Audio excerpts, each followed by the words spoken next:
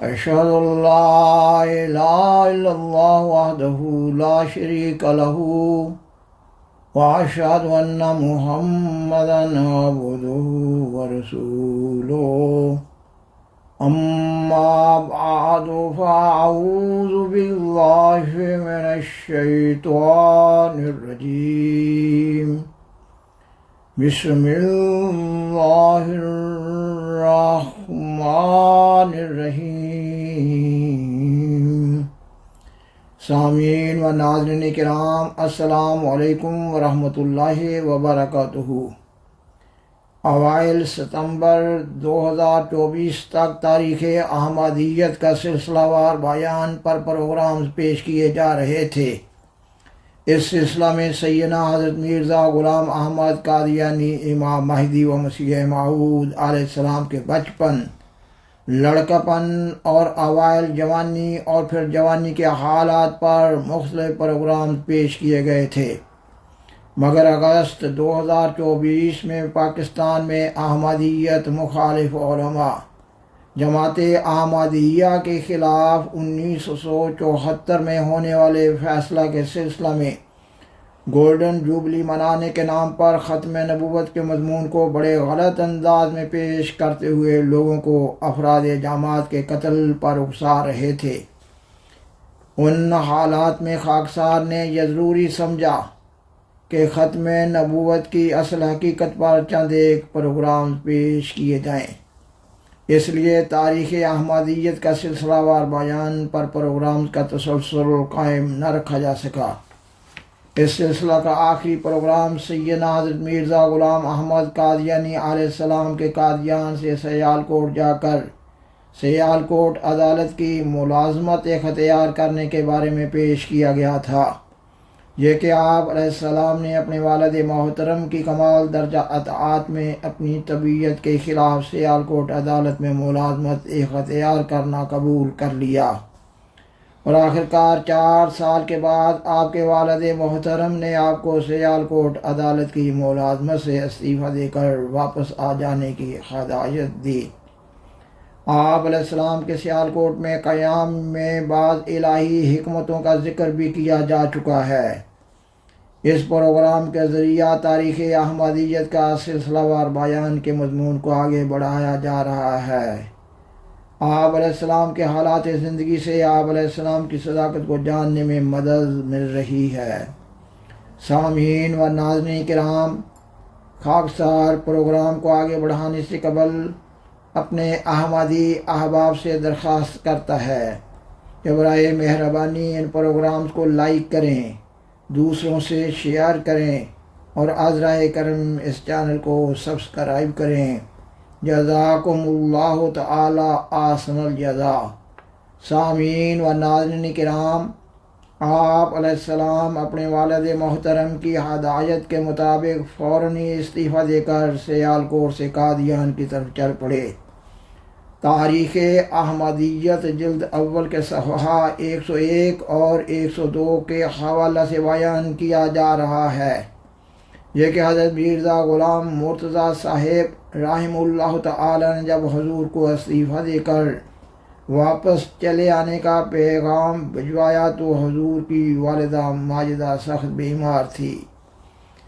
پیغام سنتے ہی فوراً سیالکوٹ سے روانہ ہو گئے۔ امرتسر پہنچے تو قادیان کے لیے تانگا کا انتظام کیا۔ اسی اثناء میں قادیان سے ایک اور آدمی بھی آپ کو لینے کے لیے امرتسر پہنچ گیا۔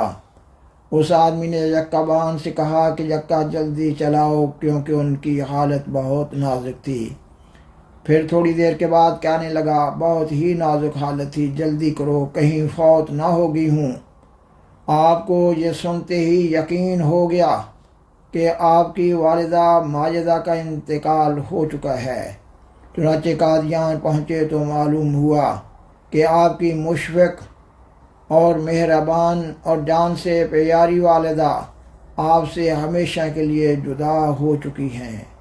تاریخ احمدیت کے حوالہ سے مزید بیان کیا جا رہا ہے، یہ کہ میرا بخش حجام کو آپ کے پاس بھیجا گیا اور اسے کہہ دیا گیا تھا کہ وہ یکدم حضرت والدہ مکرمہ کی وفات کی خبر آپ کو نہ سنائے۔ چنانچہ جس وقت بٹالہ سے نکلے تو حضور کو حضرت والدہ صاحبہ کی علالت کی خبر دی۔ یکا پر سوار ہو کر جب قادیان کی طرف آئے تو اس نے یکا والے کو کہا کہ بہت جلد لے چلو۔ حضرت نے پوچھا کہ اس قدر جلدی کیوں کرتے ہو؟ اس نے کہا ان کی طبیعت بہت ناساز تھی۔ پھر تھوڑی دور جا کر اس نے یکا والے کو اور تاکید کی کہ بہت ہی جلدی لے چلو۔ تب پھر پوچھا، اس نے پھر کہا کہ ہاں طبیعت بہت ہی ناساز تھی، کچھ نزع کی سی حالت تھی، خدا جانے ہمارے جانے تک زندہ رہیں یا فوت ہو جائیں۔ پھر حضرت خاموش ہو گئے۔ آخر پھر اس نے یکا والوں کو سخت تاکید شروع کی تو حضرت نے کہا کہ تم اصل واقعہ کیوں بیان نہیں کر دیتے کہ کیا معاملہ ہے؟ تب اس نے کہا کہ اصل میں مائی صاحبہ فوت ہو گئی تھیں۔ اس خیال سے کہ آپ کو صدمہ نہ ہو یکدم خبر نہیں دی۔ حضرت نے سن کر انا للہ و انا الیہ راجعون پڑھ دیا، اور یہ خدا کی رضا میں محو اور مست قلب اس واقعہ پر ہر چند کہ وہ ایک حادثہ عظیم تھا سکون اور تسلی سے بھرا رہا۔ خاکسار بیان کرتا ہے کہ آپ علیہ السلام کی والدہ محترمہ کے اخلاق حسنہ کے بارے میں تاریخ احمدیت جلد اول کے صفحہ 101 اور 102 پر جو نوٹس دیا گیا ہے اس کے مطابق آپ کی والدہ حضرت چراغ بی بی صاحبہ احمد ضلع ہوشیار پور کے ایک معزز مغل خاندان سے تعلق رکھتی تھی۔ قناعت، شجاعت، عفت، مروت، وسعت حوصلہ، استغنا، فیاضی اور مہمان نوازی آپ کی نمایاں خصوصیات تھی۔ شہر کے مفلوق الحال اور پسماندہ طبقہ کی ضروریات کے مہیا کرنے میں انہیں خاص قلبی و روحانی مسرت حاصل ہوتی تھی۔ غربا کے مردوں کو کفن ہمیشہ ان کے ہاں سے ملتا تھا۔ ان کی دور اندیشی اور معاملہ فہمی مشہور تھی۔ وہ حضرت مرزا غلام مرتضیٰ صاحب رحمہ اللہ تعالیٰ کے لیے بہترین مشیر اور غم گسار تھیں، اور وہ بھی اپنی ہیبت اور شوکت و جلال کے باوجود خانہ داری کے معاملات میں ان کی خلاف مرضی کوئی بات نہیں کرتے تھے۔ سامعین و ناظرین کرام، تاریخ احمدیت جلد اول کے صفحہ 102 کے حوالہ سے مزید بیان کیا جا رہا ہے یہ کہ آپ علیہ السلام کی والدہ محترمہ کو آپ سے بڑی محبت تھی۔ وہ آپ کی نیکی، تقوی شیاری، پاک زندگی اور سعادت مندی پر سو جان سے قربان ہو جاتی اور آپ کی ہر قسم کی ضرورتوں کا خیال رکھتی تھیں۔ آپ علیہ السلام جب والد بزرگوار کی اصرار پر سیالکوٹ آ گئے تو باقاعدہ آپ کے لیے کپڑے وغیرہ بنا کر بھجواتی رہیں، غرضے کہ آپ کی والدہ کا وجود آپ کے لیے سایہ رحمت تھا۔ دوسری طرف آپ کو بھی اپنی والدہ سے بے پناہ محبت تھی۔